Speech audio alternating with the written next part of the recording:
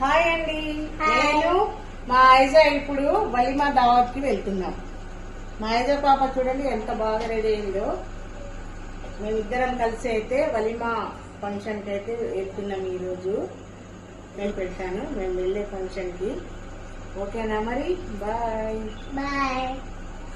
వెళ్తున్నాం మేము. బాయ్. వలిమా డిన్నర్కి అయితే వెళ్ళాం నైట్. అక్కడైతే వేడి వేడిగా ఫస్ట్ హలీం అయితే వచ్చేసింది. హలీం అయితే తిన్న తర్వాత మళ్ళీ రోటీ ఇంకా రెడ్ చికెన్, గ్రీన్ చికెన్, తర్వాత బిర్యానీ వస్తుంది. బిర్యానీ తర్వాత స్వీట్ కూడా చాలా బాగుంది. కుర్బానీకా స్వీట్ చేశారు, చాలా బాగుంది టేస్ట్.